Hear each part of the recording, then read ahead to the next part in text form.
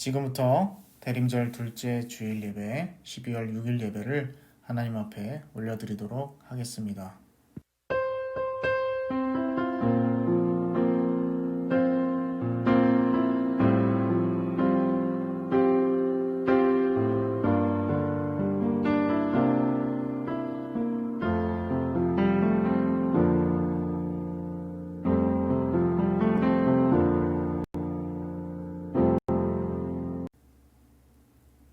오직 나는 주의 풍성한 사랑을 힘입어 주의 집에 들어가 주를 경외함으로 성전을 향하여 예배하리이다.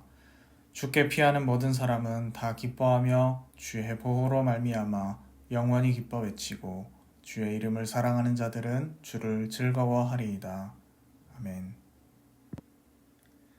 죄인들을 구원하시려고 독생자를 이 땅에 보내주신 하나님, 베풀어 주신 그 크신 사랑과 은혜를 생각하며 시간 각자의 자리에서 나와 주님 앞에 예배를 드립니다. 마음이 상한 자를 가까이 하시고 중심에 통회하는 자를 구원하신다고 약속하신 말씀을 기억합니다. 주님, 지난 한 주 동안 세상에서 살면서 저희들의 몸과 마음이 지치고 상하여 있습니다. 이러한 저희들의 모습을 있는 그대로 받아주시고 예배를 통하여 저희들의 몸과 마음이 새 힘을 얻고 강건한 모습으로 회복되게 하여 주옵소서. 예수님의 이름으로 기원하옵나이다. 아멘. 성시교도 하도록 하겠습니다. 여호와여, 주께서 주의 땅에 은혜를 베푸사 야곱의 포로된 자들이 돌아오게 하셨으며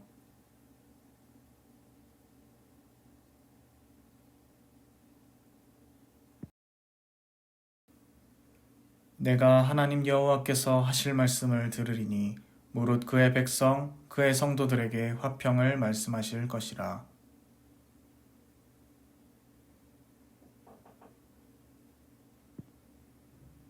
진실로 그의 구원이 그를 경외하는 자에게 가까우니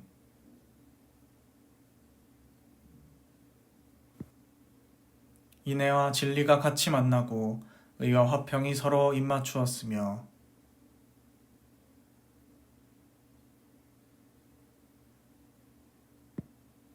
여호와께서 좋은 것을 주시리니 우리 땅이 그 산물을 내리로다.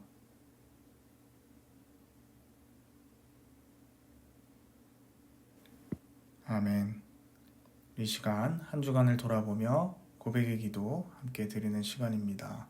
화면을 함께 낭독하고 읊으시면서 공동으로 우리 고백의 기도를 드리고 개인적인 우리의 죄악들을 일주일간 돌아보며 참여하는 시간 갖도록 하겠습니다.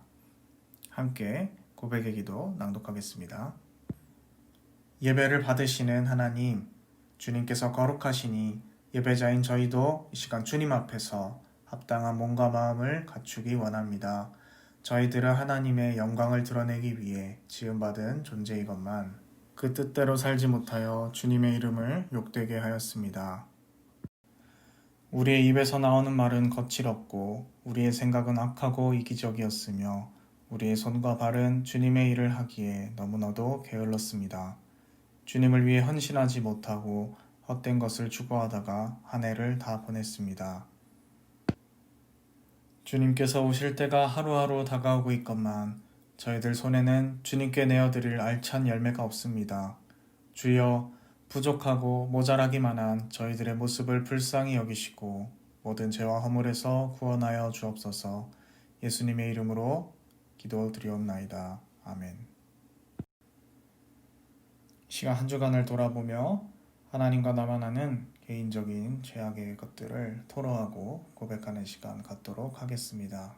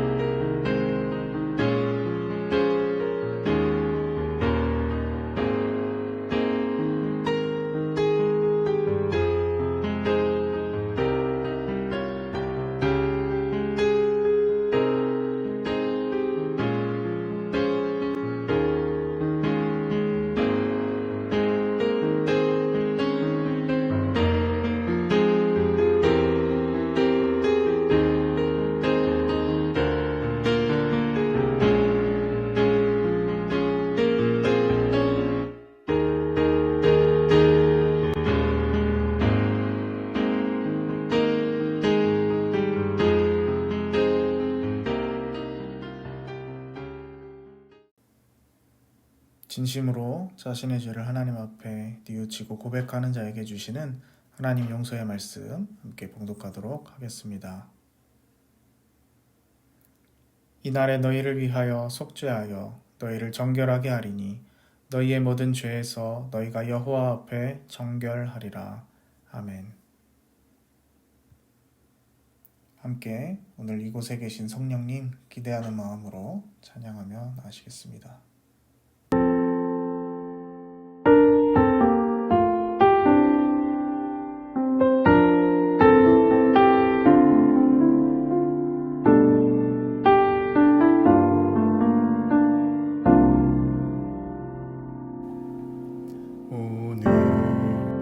이곳에 계신 성령님 우리에게 말씀하시고 우릴 가르치소서. 닫힌 우리 맘 열어주시고 주의 빛으로 밝혀 우릴 인도하소서.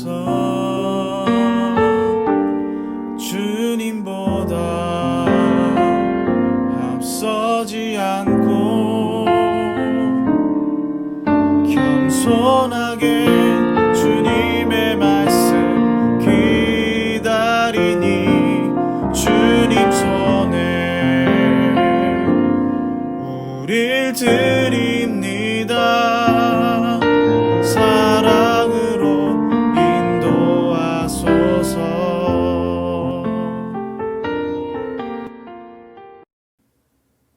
오늘 하나님께서 우리에게 주신 말씀은 베드로후서 3장 8절부터 15절 전반부 되시겠습니다. 베드로후서 3장 8절부터 15절 전반부까지의 말씀입니다. 주께서 강림하사 우리가 생각하지 못한 두려운 일을 행하시던 그때에 산들이 주 앞에서 진동하여 싸우니 주 외에는 자기를 앙망하는 자를 위하여 이런 일을 행한 신을 옛부터 들은 자도 없고 귀로 들은 자도 없고 눈으로 본 자도 없었나이다. 주께서 기쁘게 공의를 행하는 자와 주의 길에서 주를 기억하는 자를 선대하시거늘 우리가 범죄함으로 주께서 진노하셨사오며 이 현상이 이미 오래되었사오니 우리가 어찌 구원을 얻을 수 있으리이까. 무릇 우리는 다 부정한 자 같아서 우리의 의는 다 더러운 옷 같으며 우리는 다 잎사귀같이 시들므로 우리의 죄악이 바람같이 우리를 몰아가나이다. 주의 이름을 부르는 자가 없으며 스스로 분발하여 주를 붙잡는 자가 없사오니 이는 주께서 우리에게 얼굴을 숨기시며 우리의 죄악으로 말미암아 우리가 소멸되게 하셨음이니이다. 그러나 여호와여 이제 주는 우리 아버지시니이다. 우리는 진흙이요 주는 토기장이시니 우리는 다 주의 손으로 지으신 것이니이다. 여호와여 너무 분노하지 마시오며 죄악을 영원히 기억하지 마시옵소서. 구하오니 보시옵소서 보시옵소서. 우리는 다 주의 백성이니이다. 아멘. 오늘 말씀의 제목은 기다림 파트 2 기다릴 수 있어서 감사합니다 라는 제목으로 말씀 전하도록 하겠습니다. 네, 여러분 한 주간 어떻게 또 잘 지내셨습니까? 이제 점점 우리 일상으로 복귀가 되어가고 있고 또 우리가 그 와중에 이전에 비교적으로 느끼지 못했던 찰나의 자유를 약간이나마 만끽하고 있는 그런 단계에 이르는 것 같습니다. 이 상황이 되다 보니까 이전에는 전혀 몰랐었던 우리가 당연하듯이 누려왔던 그런 일상이 우리에게 얼마나 귀하고 또 소중한 것이었는지를 다시금 깨닫게 되는 그런 일들도 있게 되는 것 같습니다. 우리에게 이런 일들이 갑자기 불어닥칠지 아마 이 중에 예상을 하신 분은 아무도 없을 것이라고 생각을 합니다. 우리가 맞이한 이런 상황은 전혀 뜻밖의 그러한 일들이었고 또 우리에게 나름의 그로 인해서 고통의 시간들이었죠. 물론 우리가 이 상황을 굉장히 힘들게 보낸 것은 맞습니다만은 사실 이러한 일들이야 잠깐 고통스럽고 지나가면 그만인 문제에 속하는 것 같습니다. 물론 나름대로 고통스러웠지만 그런데 우리 인생 가운데에서는 이런 식으로 급작스럽게 맞이해서는 절대로 안 되는 그러한 매우 중요한 일들도 있기에 마련이라는 것이죠. 우리 모두가 군인이기 때문에 가장 대표적인 것으로는 적의 침략일 수도 있겠고요. 그런데 우리가 더 크리스천으로서 이런 것들보다 중요한 그런 것이 있다면, 가장 본질적인 우리가 급작스럽게 맞이해서는 안 될 그런 것이 있다면 바로 오늘의 말씀이 이야기하는 것처럼 주님의 오심이라는 것입니다. 주님의 오심은 급작스럽게 맞이해서는 절대로 안 되는 그런 것이죠. 왜냐하면 주님이 심판하러 이 땅에 오실 때 내가 준비가 안 돼 있어서 굉장히 당황해 있다. 그러면 그때는 이미 게임이 끝난 것이기 때문이에요. 게임 오버예요. 그때는 다시라는 개념, 재평가라는 개념이 아예 없는 것입니다. 끝나는 거예요, 그걸로. 그렇기 때문에 우리가 정말로 주님의 다시 오심을 진지하게 생각한다면, 믿는다면 오늘 이 심판에 대해서 경고하시는 하나님의 말씀에 귀 기울일 필요가 더더욱 있지 않나, 그렇게 생각을 해보게 됩니다. 여러분, 일반적으로 기다림이 길어지는 것은 좋지 않은 것 같아요. 특별히 그게 주님의 오심이라면 더 그렇겠죠. 특별히 성경이 쓰여지던 그 당시에는 주님이 오시기만을 정말 모든 교회 성도들이 오매불만 기다리면서 그토록 모진 박해와 핍박을 견디고 있던 그런 상황이었으니까요. 당연히 고통받고 있는 와중에는, 그것도 주님의 이름으로 고난을 받는 와중에는 어서 빨리 주님이 오셔라, 빨리 오셔서 나를 구해주셨으면 좋겠다, 이런 마음이 드는 것은 당연한 겁니다. 그런데 오늘 말씀의 제목은 전혀 반대의 내용인 것이죠. 기다릴 수 있어서 감사합니다 라니. 아니, 기다림은 필요하지 않은 것인데, 금방 왔으면 좋겠는데 도대체 주님이 빨리 안 오시고 늦게 오시는 것 같아서 감사하라니, 이게 도대체 무슨 이야기인가 싶으시죠? 그래서 오늘 우리가 말씀을 통해서 확인하고, 또 우리가 오실 주님을 어떻게 당황스럽지 않게 기쁨으로 맞이할 수 있을까, 그 지혜를 오늘 말씀을 통해서 우리가 함께 나눠보기를 원합니다. 먼저 오늘 배경에 대한 설명을 간단하게 드려야 할 것 같은데요. 베드로 후서 상황을 잘 한번 살펴보자고요. 베드로 후서라는 이 권의 제목에서 알 수 있듯이 베드로 후서라는 말은 전서가 있다는 것을 전제로 하는 것이죠. 베드로 전서의 후속작으로 쓰여진 편지, 이것이 바로 베드로 후서입니다. 베드로 전서의 내용에서 편지의 저자는 거짓 교사들을 주의하라는 말을 당부하고 있는 것을 확인할 수 있어요.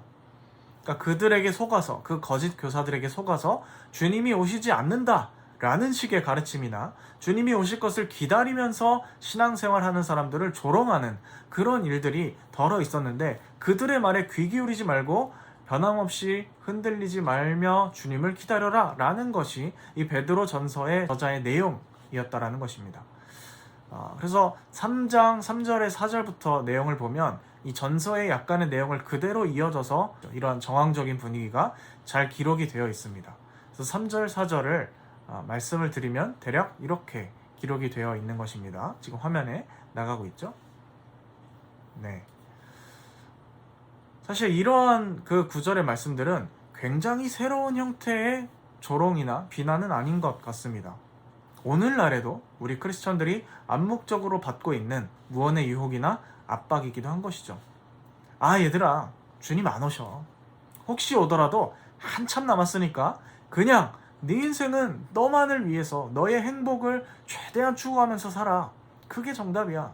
그래서 그런지 모르겠지만 너무나 씁쓸하게도 많은 크리스천들, 많은 기독교인들이 하나님을 믿는다고 말하지만 정작 세상 사람들과 똑같이 세상의 가치와 재물에 지대한 관심을 가지고 그렇게 살아가는 것을 우리가 심심치 않게 보게 되는 것 같습니다. 그래서 어떤 이는 이 한국 기독교와 또 교회를 가리켜서 천국행은 바라지만 천년 만년 살 것처럼 부동산과 돈에 집착한다라는 일가를 날리기도 했어요. 정말 인정하기 싫지만 참으로 씁쓸한 현실이지 않나, 그런 생각을 해보게 됩니다. 그래서 오늘 말씀을 보면 우리에게 하나님의 심판이 더딘 것처럼 보이는 이유에 대해서 먼저 설명을 하고 있어요. 먼저 말하고 있는 바가 뭡니까? 하나님의 시간 개념은 우리와 같지 않다라는 것이에요.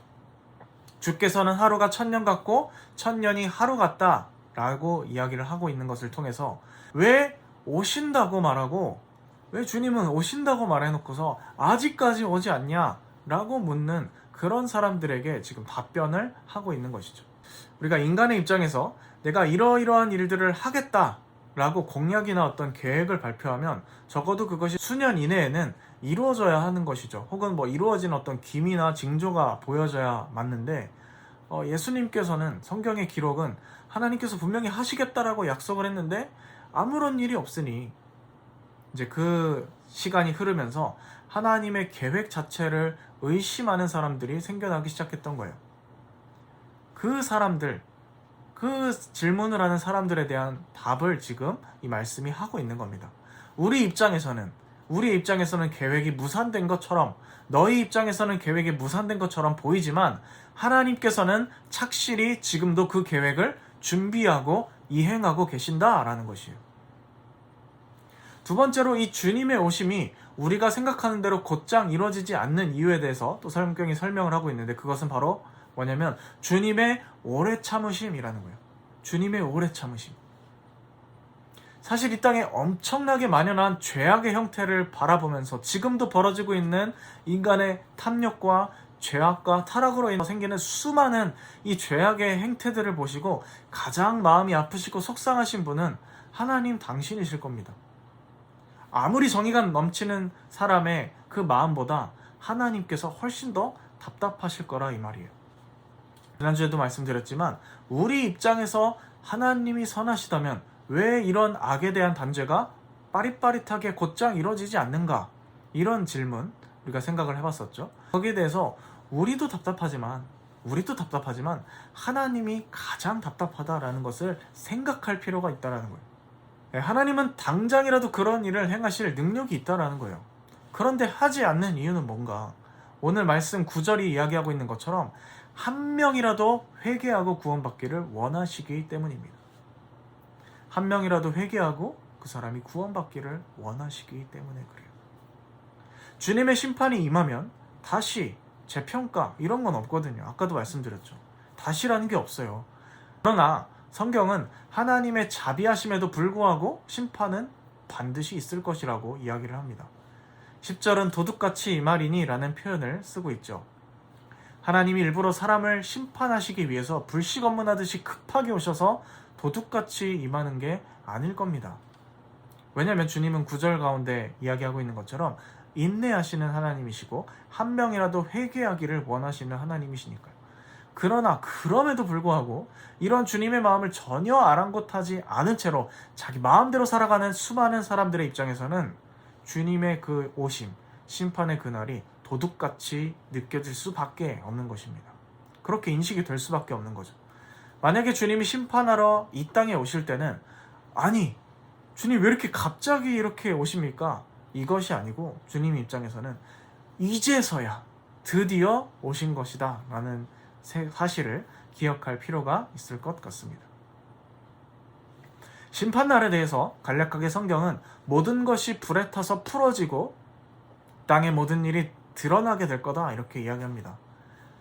이것은 뭔가 대격변이 일어날 것이라는, 대소동이 일어날 것이라는 그러한 이야기고요. 우리의 행동과 진상들이 하나님 앞에서 명확하게 나타날 것이라는 그러한 말이겠죠. 그래서 오늘의 말씀은 심판날에 대한 상세한 묘사보다는 바로 그래서 우리가 어떻게 할 것인가 라는 자세에 대해서 더 많은 관심과 더 많은 분량을 할애하고 있는 것을 확인할 수 있습니다. 어떻게요? 거룩한 행실과 경건함으로 하나님 앞에서 준비되라 라는 것이에요. 그렇게 될 때 우리는 주님의 오심을 당황스러움이 아니라 기쁨과 희망으로 맞이할 수 있게 될 것이다 라는 겁니다. 그러나 주님과 상관없이 주님 밖에서 생활한 사람들에게는 심판날에 불과 자신들의 진상이 드러나는 이 현상이 두려움일 수밖에 없겠죠. 무서움일 수밖에 없습니다. 그러나 정말로 말씀을 사모하며 기다리며 말씀이 기록한 대로 거룩과 경건함으로 살아간 사람들은 새하늘과 새 땅을 기대하게 될 것이다 라는 것이에요. 사실 우리가 심판이라고 생각을 하면요, 이 종말과 연관지어서 이 세상의 어느 시점의 끝만을 생각하기가 참 쉬운 것 같아요. 종말이라고 하니까 종말 심판 이렇게 연결지어서 역사의 가장 끝 페이지에 해당하는 그것만을 생각하기가 참 쉽죠. 그리고 사실 오늘 베드로 후서의 말씀도요, 문자적으로는 정말 심판의 때를 말하는 것이 맞습니다. 그런데 여러분, 우리가 생각하는 것보다 심판은 가까이에 있어요. 심판은 생각보다 가까울 수 있습니다, 여러분. 왜냐하면 우리가 영생하는 인간이 아니기 때문이에요. 무슨 얘기인지 설명을 드리면 이렇습니다. 만약에 예를 들어서요, 300년 후에 오신다. 물론 그날과 그때는 아무도 모르는 거긴 하지만 예를 들어서 300년 후에 주님 오신다 하면 그때까지 이 중에서 살아갈 수 있는 사람이 몇 명이나 되겠어요? 아마 제 생각에 이 중에는 없지 않을까 생각이 듭니다. 100년 후에 오셔도 생존할 사람은 별로 없겠죠. 그러니까 인류 역사를 가로지르는 그러한 심판은 세상 끝날에 오겠지만은 우리 개개인의 관점에서, 개인사적인 관점에서 볼 때 심판은 우리에게 주어진 수명 그 자체에 한정될 수밖에 없다라는 거예요. 게다가 우리 자신이 언제 죽을지 정확하게 예측하는 사람이 어디에 있어요? 아무도 없는 거죠. 그러니 예를 들어 이 예배를 영상으로 지금 보고 계시는 여러분들이 나는 아직 20대고 젊은데? 용사분들은 그렇게 생각하실 수 있겠죠. 그렇게 만약에 생각을 하신다고 하더라도 여러분들의 생이 언제 어떻게 마감이 될지는 정말로 아무도 모른다라는 거예요. 그러니 심판은 우리의 생각보다 가까이 올 수도 있다라는 것이죠. 뭐 반드시 가까이 온다라는 얘기는 아니고요. 올 수도 있다라는 것이죠. 그래서 항상 준비하고 깨어있고 대비하는 것이 중요한 것 같습니다. 언제일진 모르겠지만 그러나 가까이 올 수도 있기 때문에 늘 깨어서 준비해야 하는 것이 현명한 태도라고 할 수 있겠죠. 그래서 저는 마지막 15절의 전반부의 말씀, 주의 오래 참으심이 구원이 될 줄로 여기라 라는 말씀이 저에게는 이렇게 들리더라고요. 나는, 하나님이시죠? 하나님께서 말씀하십니다. 나는 지금도 너희의 인생 한 명 한 명을 바라보면서 오래오래 참고 인내하고 있다. 그리고 기다리고 있다. 그러니 정신 차려라. 저는 이 말씀이 이렇게 읽히고 또 들립니다. 어떤 사람은 기독교가 말하는 이런 가르침 자체를 불쾌하시는 분들도 있을지 몰라요. 아니 왜 자꾸 협박을 하냐. 나는 나름대로 인생을 잘 살아가고 있는데 아니 나는 멀쩡한 것 같은데 왜 자꾸 이런 어떤 공포스러운 것들을 내세우면서 이런 장치들을 통해서 사람을 불안감에 빠지게 만들고 마치 이렇게 자율적이지 않은 그런 사람들로 이렇게 몰아가는가, 이런 생각이 드실 수 있어요. 그런데 여러분, 심판에 대한 두려움 때문에 그렇게 하라는 것이 아닙니다. 그렇게만 여겨진다면 이 말씀 잘못 알고 계신 거예요.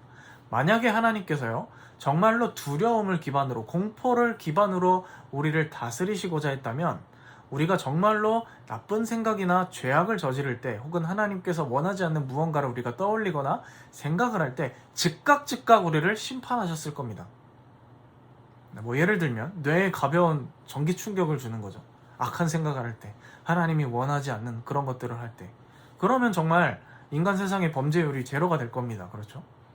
뭐 비슷한 시리즈로 아담과 하와가 선악과를 먹으려고 할 때 몸이 마비가 되게 한다든지 뭐 비슷한 시리즈겠죠. 여러분, 근데 이렇게 할 때 무슨 문제가 있습니까?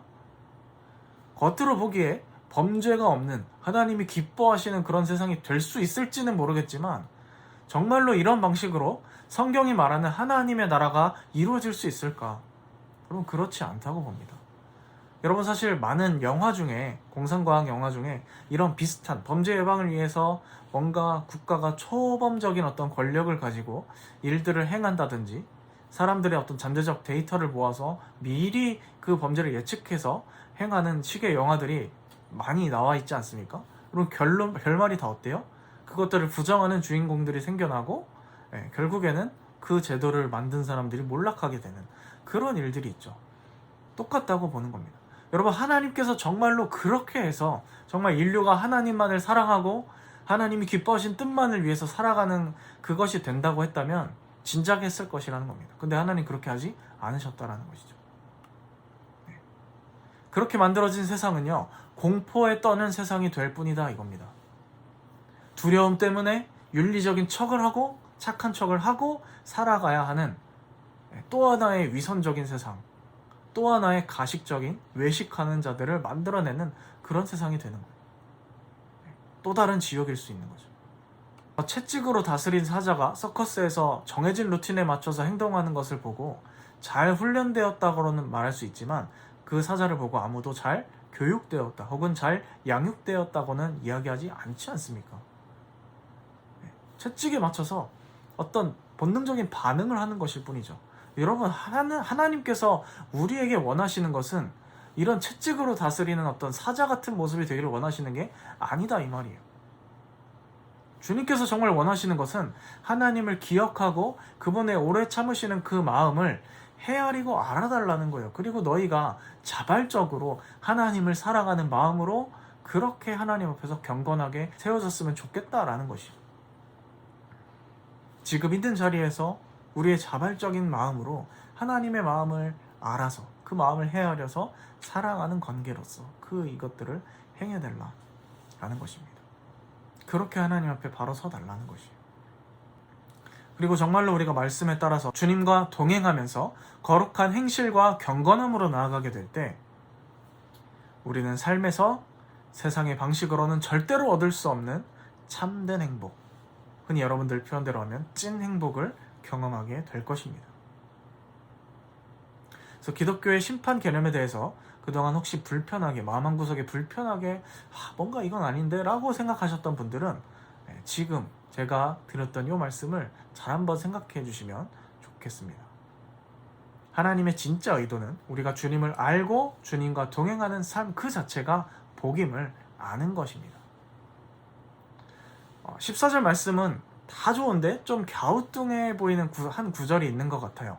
주 앞에서 점도 없고 흠도 없이 평강 가운데 나타나기를 힘쓰라. 아니 도대체 우리가 어떻게 흠 없는 사람이 될 수 있는가? 우리 흠이 없을 수가 있나요? 점도 흠도 없을 수가 있습니까 우리가? 이거 도대체 불가능한 것 같은데 어떻게 할 것인가? 이 말씀에 대해서 이것을 신학적이나 어떤 교리적인 관점에서 보면 이것이 완전 성화가 가능한가 불가능한가 이런 식으로 어떤 주제의 논쟁을 해볼 수 있겠습니다만은 지금 여기서는 그런 논쟁보다는 성경이 정말 우리에게 힘쓰라고 이야기한다, 이것에 좀 초점을 맞추시면 좋겠다 말씀드립니다. 명확한 것은 우리가 힘쓴다고 해서 우리의 힘으로 우리의 자구적인 어떤 노력으로 이것을 달성할 수는 없고 늘 주님 안에서 평강 가운데서 이것을 끊임없이 멈추지 말고 시도해야 된다. 그것을 바로 이 본문 말씀 가운데서는 힘쓴다라고 표현하고 있다는 것이죠. 여러분, 말씀을 정리해 보려고 합니다. 우리는 심판이 늦는 것처럼 보여도 말씀의 제목처럼 감사할 수 있습니다. 주님을 찾을 때 그 정말 심판은 우리 가운데 정말 멀리 떨어져 있는 그러한 일일 수 있지만 우리가 말씀 안에서 주님을 구할 때 주님은 지금 여기에 나와 함께 하시는 그러한 분이시기 때문입니다. 그렇기 때문에 기다림은 다른 것이 아니고요. 다른 것이 아니라는 것이죠. 기다림은 다른 것이 아니라는 것이죠. 심판이 무서워서 거짓으로 꾸며낸 위선적인 삶을 살아가는 것 아니고, 막연한 미래를 두려워해서 수단과 방법을 가리지 않고 어떻게든 나를 위한 재산과 부를 축적하는 삶, 이 세상의 그런 흐름대로 그대로 편승해서 살아가는 삶, 이것도 아니고, 여러분, 그 어디에도 진정한 평안과 행복은 없을 겁니다. 그러나 우리를 여전히 기다리고 계신 그 하나님, 계시록의 표현대로 문을 부술 수 있지만 문 밖에 서서 지금도 우리의 문을 두드리고 계신, 우리에게 문을 열어달라고 인격적인 요청을 하고 계시는 그 주님, 그 주님의 마음을 헤아리시고 그 주님과 함께 더불어 동행하며 경건으로서 평안 가운데 바로 서는 저희들이 될 수 있었으면 좋겠습니다. 주님은 분명히 다시 오십니다. 그 주님의 오실 기다림을 정말로 하나님과 동행하며 꽉 채워가는 그러한 기쁨, 주님 오셨을 때 어서 오시옵소서 라고 정말 당당하게 두 팔 벌려 환영할 수 있는 저희들이 될 수 있었으면 좋겠습니다. 기도하겠습니다. 하나님 아버지, 오늘 말씀을 통하여서, 베드로후서 말씀을 통하여서 우리가 어떻게 주님의 오심을 기다릴 수 있는가 살펴보았습니다.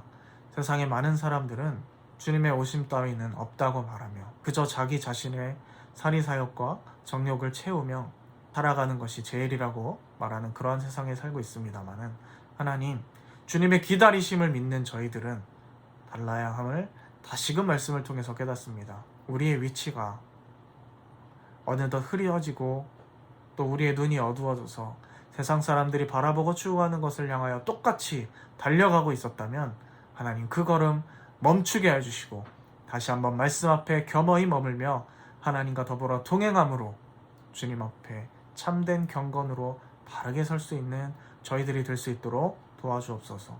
주님 오실 때 당황하지 않으며 정말로 주님 기다려 왔노라고 두 팔 벌려 맞이할 수 있는, 그리고 주님으로부터 칭찬받을 수 있는 저희들 되게 하여 주옵소서. 예수님의 이름으로 기도하옵나이다. 아멘.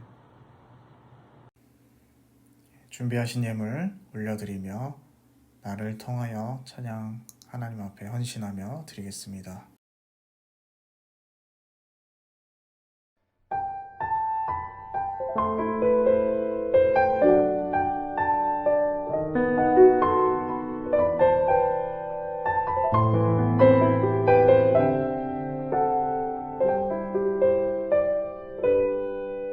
지금 서 있는 이곳에서 높임을 받으소서. 내가 밟는 땅 주님의 땅이니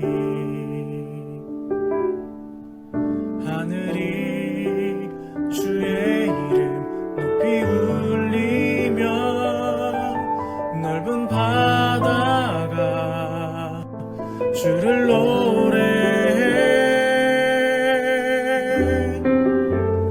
모든 만물 주를 경배해 모든 입술 주를 찬양해 천지를 만드신 만물의 통치자 높임을 받으소서. 내 평생에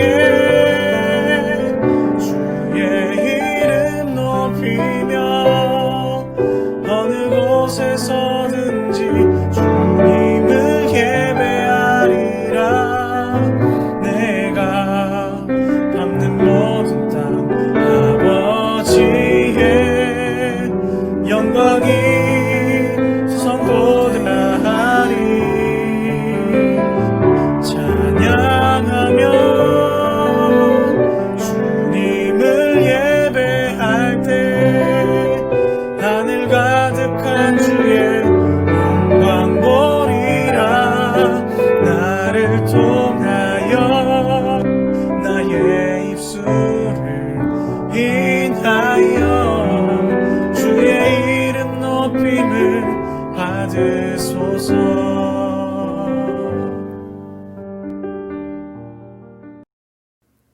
하나님 아버지, 오늘도 주님 앞에 각자의 자리에서 주님의 말씀을 통하여 결단하고 주님을 꽉 찬 기다림으로 기다리기를 바라는 소망으로 다짐을 담아 주님 앞에 이 작은 예물과 이 소유 일부를 주 앞에 바칩니다.